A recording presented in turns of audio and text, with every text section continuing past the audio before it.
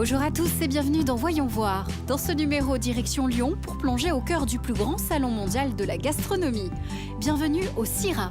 Ici, sur 36 pavillons internationaux, sont rassemblés près de 200 000 professionnels de l'alimentation, dont 25 000 chefs venus créer l'assiette d'aujourd'hui et de demain.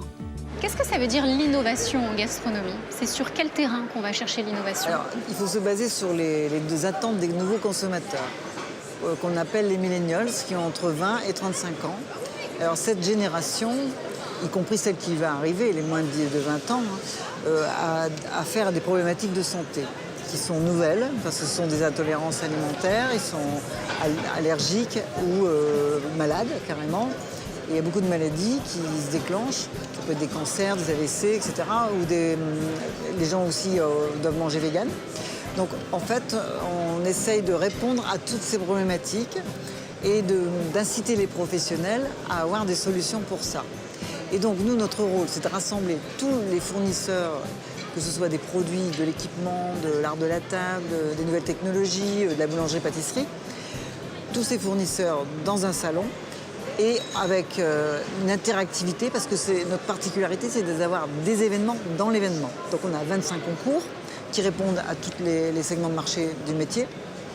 Et puis on a des espaces comme celui-ci, par exemple, le 6e sens, où on propose des solutions avant-gardistes pour avoir un quart d'heure d'avance, parce que de toute façon le monde évolue très vite. Et donc voilà, il faut répondre à cette problématique des nouveaux consommateurs et inciter les professionnels à y répondre, à se préparer. Qu'est-ce qui sort du lot en fait dans notre région en termes d'innovation aujourd'hui? Alors d'abord, pour qu'un salon fonctionne, il faut qu'il soit ancré dans un territoire. Et puis Paul Bocuse a toujours voulu que ça se passe à Lyon, parce d'abord on a une richesse extraordinaire de produits, que ce soit labellisé. Il disait toujours que la vallée du Rhône, c'est le grenier de la France, c'est vrai. On a des savoir-faire aussi, que ce soit dans le chocolat, dans le fromage, l'affinage des fromages, la charcuterie, etc. Donc on a des savoir-faire qu'on voit à travers les concours. Ça, c'est sur Cuisine en scène, par exemple, les métiers de bouche. Ensuite, vous avez un espace qu'on appelle Tendance Pain pour la boulangerie. Donc là, vous avez 2 concours autour de la boulangerie. Le pain, c'est très tendance. Et il faut répondre justement à des problématiques sans gluten, entre autres, mais d'autres choses. Avec des farines d'insectes, on a pu voir de nouvelles protéines qui arrivent aussi sur le marché. Oui, alors des nouvelles farines. On a la farine de banane verte, par exemple, qui répond à une problématique parce qu'il faut trouver des débouchés pour ces bananes. Et en même temps, c'est sans gluten et c'est très très bon au niveau nutritif. Il faut simplement qu'ils trouvent des bonnes recettes. Donc moi, j'incite toujours les exposants qui ont des nouveautés comme ça à travailler avec des chefs pour qu'ils imaginent les recettes. Dans notre quête de tendance et d'innovation, direction le village start-up. Ici sont réunis 30 jeunes pousses de la food tech qui innovent dans le domaine agroalimentaire. 50% d'entre elles sont made in Auvergne-Rhône-Alpes. Grosso modo, quels sont les acteurs de ce stand? Les acteurs, c'est 30 jeunes pousses de la food tech. La food tech, c'est assez simple. La fourche à la fourchette, ça parle à tout le monde. Et c'est toutes les nouvelles technologies. Mais pas que, en fait, il faut qu'on le retrouve dans notre assiette. Avant l'innovation, c'était assez simple, il fallait être super technologique. Aujourd'hui, non, ça peut se retrouver dans nos assiettes. Et vous voyez un petit peu de partout ici. Je vous invite aussi, j'espère que tout le monde pourra venir faire un petit tour ici. Il y a de tout, il y a de l'anti-gaspi avec quelqu'un qui va récupérer du pain pour en faire des gâteaux. Vous avez aussi la possibilité d'avoir des fines herbes sur votre plan de travail au sein de votre appartement. C'est génial, c'est tout nouveau. C'est dans 800 points de vente à travers la France, c'est top. Vous avez aussi des petits jeunes, tout juste sortis de l'école, qui vous font un petit stick qui ressemble un petit peu à du thé, sauf qu'on n'est plus embêté avec son petit sachet à traîner de partout. Ça se dilue dans l'eau froide, dans l'eau chaude et dans l'eau pétillante. C'est top. Franchement, il faut goûter. Alors c'est ce qu'on voit. Ici, il y a de l'innovation. Ça sera peut-être notre assiette de demain. Mais concrètement, d'où viennent ces jeunes start-upers? D'où est-ce qu'ils viennent en fait? Tant que faire se peut, on a essayé de faire un truc qui était vachement rare. On est très fiers de notre terroir, on voulait d'abord le montrer. Donc en fait, l'initiative du Crédit Agricole, c'est assez simple. On s'est dit tout seul, Centre-Est, Lyonnais, on ne pouvait pas y arriver. Donc on est allé chercher nos copains de Saint-Étienne, de Chambéry, de Grenoble et de Clermont-Ferrand, pardon. Et on a agrégé tout ça. Et on s'est dit aussi, au final, ne soyons pas trop égoïstes. Il reste quelques places, on va aller en chercher un petit peu ailleurs. Mais essentiellement ici, plus de la moitié sont de la région. Concrètement, quelle est la tendance auprès de ces créateurs? Est-ce que c'est le développement durable? Est-ce que c'est le manger local? Est-ce que c'est l'innovation technologique? Est-ce qu'il y a une tendance en ce moment? En 2019, c'est quoi la nouveauté? C'est un peu tout. En ce moment, il y a beaucoup d'anti-gaspi. On est vraiment là-dessus en train de chercher. On essaye un peu d'avoir un petit peu un raisonnement un peu plus économique et solidaire et durable à l'intérieur de toutes ces démarches. L'anti-gaspi, c'est aller récolter 1 tonne de pain vendu dans une boulangerie pour en faire des gâteaux. Et puis c'est goûter des choses nouvelles. On a une petite start-up là-bas qui vous fait manger des grillons toute la journée. C'est bizarre, mais c'est très bon. Et puis, c'est très développement durable avec un petit outil qui se met sur son plan de travail, qui se branche.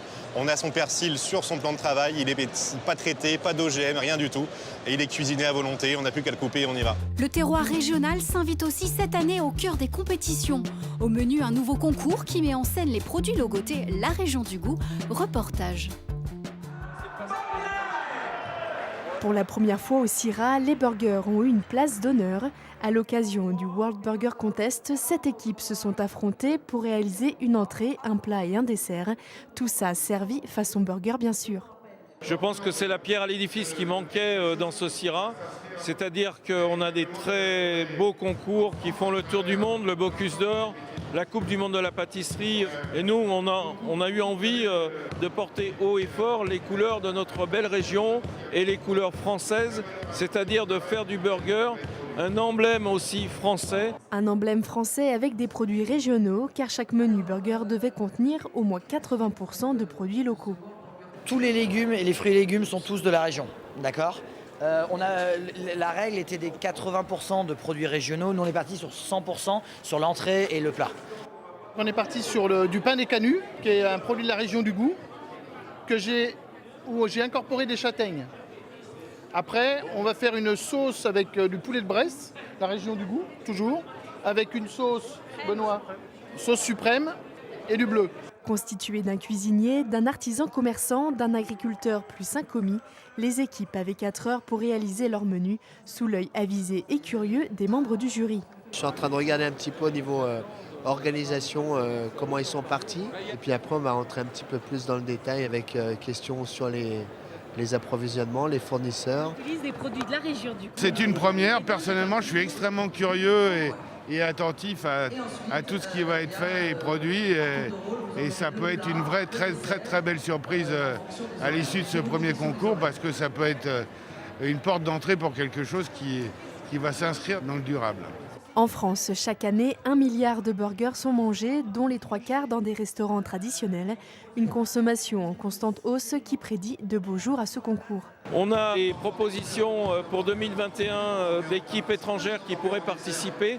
Et c'est pour ça que d'ores et déjà, on est parti sur le World Burger Contest, puisque j'ai le sentiment aujourd'hui que le burger, c'est le langage universel alimentaire. Après délibération, c'est l'équipe Hard Rock Team composée d'un cuisinier, d'un boulanger et d'un producteur de blé qui a remporté le premier prix. Nous sommes de retour au CIRA. L'heure est à la compétition pour la crème des chefs. Place au Bocuse d'Or. À l'initiative de Paul Bocuse, ce concours réunit tous les 2 ans des jeunes talents de la gastronomie internationale. Rencontre avec l'équipe prometteuse du Brésil et son capitaine. Lauréate à 24 ans du Bocuse d'Or Brésil, puis celui d'Amérique latine.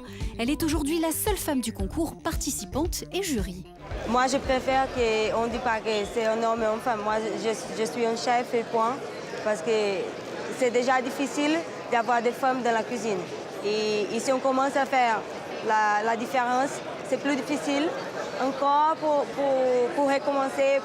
Parce que normalement, tout le monde pense que la femme, c'est pour cuisiner dans la maison, pas comme la cuisine professionnelle. C'est pas ça. On a de la force, on n'a pas besoin de force dans les bras, on a besoin de force ici. Les CIRA, j'ai connu quand j'étais ici. Et je m'inscris en 2017, je m'inscris pour faire le Bocuse d'Or. Et j'ai participé, j'étais la candidate du Brésil. Et cette année, j'ai retourné comme président d'équipe du Brésil. Et c'est complètement différent l'expérience, mais c'est super. Je crois que le plus important, c'est la diversité qu'on a. Donc, c'est 24 pays. On est là pour montrer notre culture et pour montrer qu'on n'est pas juste que le carnaval, le football. Le Brésil, il y a une gastronomie très riche. Et c'est ça, c'est pour ça qu'on est venu ici. Quel est l'état d'esprit de l'équipe cette année? On les a vus à l'œuvre. Qu'est-ce qu'il y a dans leur tête? Qu'est-ce qu'ils veulent gagner? Là, c'est toujours montée de position. L'académie au Brésil, elle a Canan. De ceux qu'on a eu d'autres candidats avant ça. Mais là, du coup, on a voulu être plus dans le Bocuse d'Or. Et là, l'idée, c'est d'être dans les top 10. On n'a jamais passé de 14, je crois. Et donc, l'idée, c'est de monter petit à petit, apprendre avec les autres, voir qu'est-ce que les Américains, les Norvégiens, les Français, bon, tous les grands pays qui participent du Bocuse d'Or, et apprendre ça. L'esprit, c'est on est joyeux d'être ici. On s'est préparé pendant 2 ans pour ça. Et il y a un style brésilien ou pas? Est-ce que clairement on peut reconnaître votre style en regardant l'assiette? Le style brésilien, c'est difficile de dire ça parce que c'est un pays qui a de tout.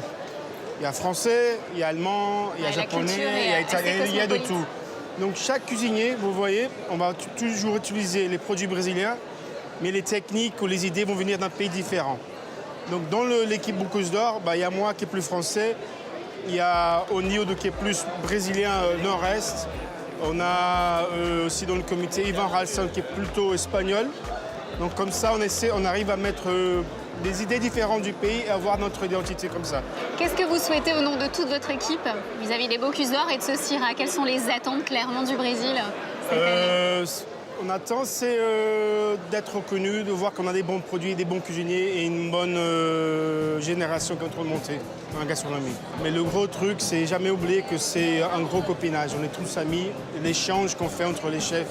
C'est ça que j'aime bien être dans les gros, le Syrah, le Bocuse d'Or, c'est pouvoir parler à d'autres chefs et échanger des techniques, des idées, des plats. Et grandir comme professionnel. Le partage, en tout cas, merci d'avoir partagé ce temps avec nous. Je vous invite à partager le chili, il paraît qu'ils sont très très bons. Oui. On essaye ça? On va voir ça? Allez, on essaye? Comme je dis, au nord, on a au nord-est, on a beaucoup de piment. Les Indiens aussi, au nord, ils ont beaucoup de piment. Allez, moi je vais démarrer par le premier, l'entrée de gamme, d'accord? Très bien. La malagueta, c'est la plus connue au Brésil. Mais la biquinho, c'est la plus douce. Le Syrah a refermé ses portes. Une première édition sans Monsieur Paul, tournée vers l'avenir et le respect des ingrédients. Les secrets d'une recette réussie.